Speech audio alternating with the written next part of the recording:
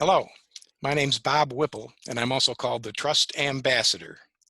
I'm here today with Kevin Beckford, who is the Senior HR Director for Diversity, Equity, and Inclusion at the University of Rochester. Kevin also serves on the board as a member of the Pittsford Town Board. The reason I'm chatting with Kevin today is that I'm on the board of an organization that used to be called the Rochester Area Business Ethics Foundation, or RABEF. We've changed our identity to Elevate Rochester this year. In fact, we did it just before COVID-19 hit.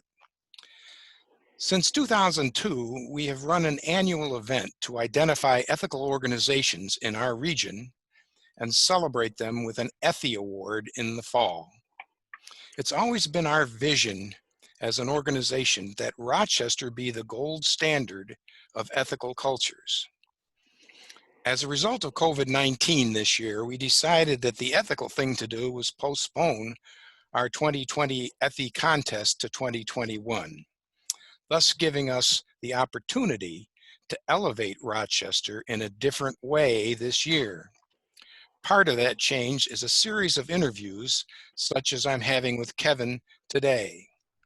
We are hoping to be helpful at engaging a more diverse populations and use the Effie process in the future to help elevate Rochester even more than we've done in the past. This would benefit our entire community in two ways.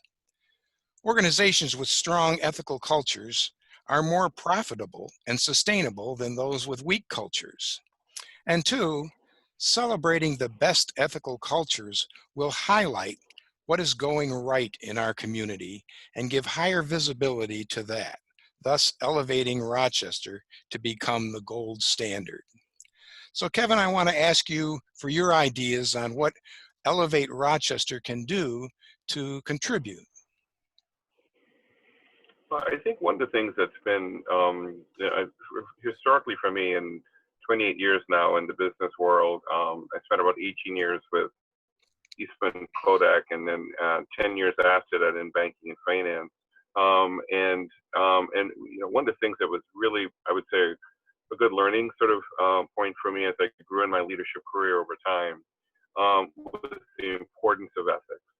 And that you are, as you get into your first leadership role, you start to realize that a lot of the decisions that you make, they're really made sometimes in a where you're the only one that knows that's making that decision. And to me, ethics is something. When I took that class in college, it talked about making those decisions that's the right thing to do, especially when no one's watching, and how that brings a level of credibility to the process. And so that was one class I loved so much that I literally used the principles from that class, I would say just about every month, and sometimes more frequent than that when it comes to the very difficult business decisions where as far as how ethics can play a role in having a model for how you make decisions and then overlaying it with the circumstance, realizing that you may not like the outcome, but it's based on the principle approach towards how you make that decision. And it was something that I would say what you can do is really weaving into training of onboarding of new leaders. The best time to get to a leader is when they take their first leadership post. If a leader starts out with understanding that the ethics and how they lead, how they serve the employees and the business and the community they live and work in, if it's not wrapped around a shroud of ethics, it's why you end up with problems that you see in the news where, pretty significant organizations, Wells Fargo comes to mind, where they struggled with some significant ethical decisions that were made that went all the way up the chain of command. And what that suggests is that if you don't get to leaders in the early part of their leadership career, they can actually build a pretty successful career absence of ethics. And that's a liability. If you're a shareholder company, you're asking for trouble because you may have good performance today, and in fact, that performance may not be real. Like in the case of Wells Fargo, right? They were opening accounts and getting big bonuses, and things looked good, but they were opening up accounts for people that didn't know they had those accounts. Yeah. And so So it can drive business to look better than it is, and then when it comes crashing down, you lose value, and then you lose respect. Yeah. You lose a sense of credibility, and your brand then becomes known for. You have to watch them closely, because if no one's watching, they will do something inappropriate.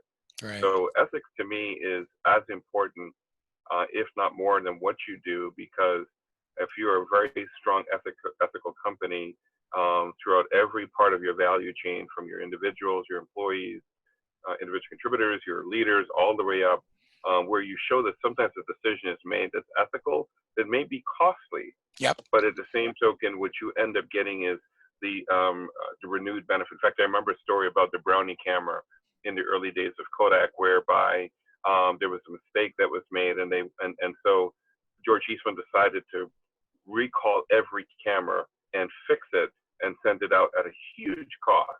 But what that did is that then put an associated Kodak with quality for the rest of its time, up until, even during our more difficult periods. And so it was a judgment call that showed that if quality is important to you ethically, then you stand by it, even if it costs, because what you're not giving away is your brand recognition of ethics. Yeah. And it's like the Tylenol situation years ago, where they recalled all that defective Tylenol. What we find is that companies that go through our process of applying for the ETHI process, and actually putting in the application and going through a site visit, they come back, 100% of them come back and say, whether or not we actually received an ETHI award at the end of the process is icing on the cake. We benefited tremendously by going through the process, because it brought ethics into our daily conversation. And from then on, it's been there. It's right front and center in everything we do. So we think that that's a great, just having the contest is a great way to promote an ethical culture. You got it. And I think that, and probably from a leadership perspective, the more you can generate that sort of culture and mindset of ethics, it's the best insurance against bad things happening, because that means that even if you have one leader that's an outlier, he or she can be sort of counterbalanced with someone that's in the room, that can raise your hand and say, hey, that's not ethical. Exactly. We all, as human beings, as human beings, we have a tendency to rationalize things. And so we say, well, that's, under the circumstances, that's an okay thing to do. But if you have a great culture like you're talking about, somebody's going to knock on the door and say, wait a minute, is that really the right thing to do? And you are prevented from making a rationalized mistake. Yep. And one could argue that in some businesses, certainly it's huge in terms of cost avoidance, mistakes, brand destruction, or brand impact. I would argue it even can cost a life, right? Because some ethical decisions that are made, in the case of the Pinto, remember the Pinto example, whereby, they made a decision that when we look at how many we're going to make, the probability of this happening, it's going to cost X amount using the average cost per life. It would cost us X amount of $1 million to fix. Boy, if we don't do anything, we'll lose so many lawsuits and have to settle. And it's, an order, minus X. And so they made a decision to do that. Now, bad decision, right? Because now the Pinto is always associated with that. The company lost tremendous value in its brand, because people didn't trust their product. To say, whoa, you mean you actually made a decision to put out a product was going to kill so many people, but you thought you would just pay for those lives that you killed to save actually fixing the problem. So that's one example. This is somewhat of a stretch, but it's along those lines, because it's a little bit more complicated than that. But if you think about the most recent circumstance with George Floyd, when I first watched that video, I saw the murder. The second time I watched it, I watched the officer that had the knee on Mr. Floyd's neck. The third time I watched it, I looked at the officers standing around that officer. And what I saw was officers that essentially did not independently act on their ethics, not just their personal ethics, but the ethics of the police officer. So that's an example of where the police officers have an ethical code to protect and to serve, but because they didn't exercise that, then they ended up being now an accomplice in a murder. Right. And so it's a very interesting example of where the training for the police officers has a flaw baked into it that says following the command without recognizing that you individually as a leader have to understand ethics and your role in that, and have to be prepared and to know that you will be supported by the company, in this case law enforcement, to say, yes, you might violate the command of your officer, which would normally be a bad thing, but if it's pursuant to really having you stand up for ethics, we will protect you. Mm. And so there's a cultural issue there that's pervasive throughout law enforcement throughout the country, because that's not the only example we've seen. That's an egregious example, but it seems to be in sync with officers watching things and not intervening and not feeling that they are empowered to do so. And so having a good ethical code is good. Training to be able to say, everyone's being trained on the same ethics. And I want you to know when it comes to ethics, there's no hierarchy. So you look at the organizational chart of ethics, everybody's on the same floor. So in other words, you could have a subordinate telling their superior, that's not ethical. And I can't sign on to that. I can't support that. And in fact, as a company, we shouldn't. And so I would encourage you to take a second look to And know that that employee is not going to get punished for saying that. That's the big issue. That's absolutely where it comes back to trust. That's where I link into these things, because if you have high trust and people know that they're not going to get punished if they bring up stuff that's tough to bring up, yes. then you get people empowered to speak up and do the right thing at the right time. You got it. And it actually, what it does, it creates a sense of, I would say, subtle guidance for senior leaders to say, I know that my subordinates or my employees that I serve are equally capable of calling me on an ethical decision. So therefore, it's a culture of accountability that you're creating that says when it comes to ethics, we're mutually accountable. Yeah. When it comes to certain principles and values, vision of a company, we're equally accountable. In fact, I'll never forget my most memorable moment was that I had and not in my current role, just to be clear, but in a role, some point in my career, I had an individual that was a senior leader that I felt was really, based on what they were doing, was just not the most ethical person in the world. And I remember us having a conversation with them, and they tried to sort of pull I'm the senior person card on me. And I listened very nicely, and I just said when they were done, I said, are you all done? And I said, well, first of all, I said, let me let you know that the vision and values, I actually have a copy of them with me. I travel with them all the time. So I want them to essentially permeate every part of me in terms of how I treat people, how I listen to people.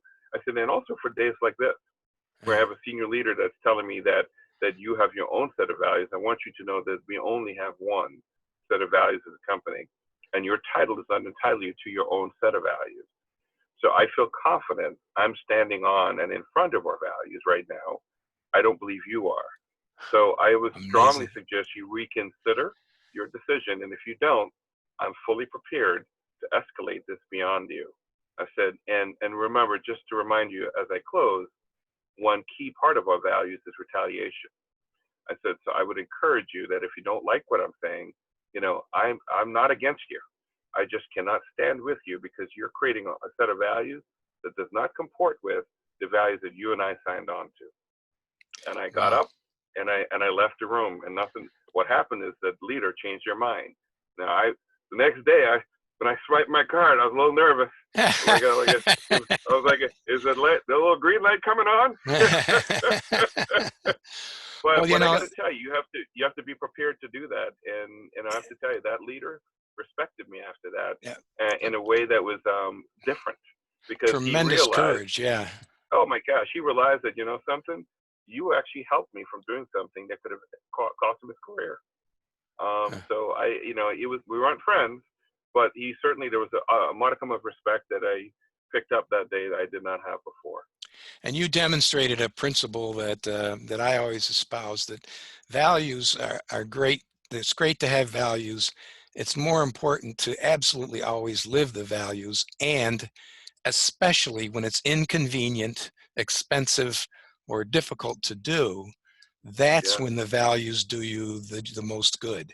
And that's when you have to rely on them and go back and say, nope, this is not convenient, this is not easy, but we're doing this because we have a value of integrity or whatever the value is, and that's why Yes. we're doing that. And you can explain that to people and they can understand. You got it. You got it. It's. I remember not a business example, but it illustrates when and at those difficult intersections where it's hard to make a decision. When my wife and I met late in life, and so we ended up only having one child. And when she was pregnant with my daughter, we discovered that she had a problem with her right arm called the ulnar nerve, and so they needed to have a surgery to basically lift up the nerve and move it to a new part of her arm, because where it was located, it was getting pinched and she was getting muscle atrophy. And so we are finding out in the middle of our pregnancy that if she didn't have the surgery, she could lose full function of her arm from her Mm, elbow down to her arm, and it would be useless. It was her right dominant arm. mm, And so we were at this intersection where he says, well, if we do the surgery, though, there's chances are you're going to lose your child because we have to put you fully under. oh, So we were agonizing, and so we sat down and I said, well, it has to be your decision because it's your body. I said, so whatever you decide, I will support. I said, but let me offer you a tool that you can use that I learned in my ethics class. Let's think about a different circumstance, um, and how we would make that decision according to our ethics, and then overlay that in this problem, and then whatever that produces, that's actually what we do. Even if we don't like it, we'll know it's in sync with our ethics.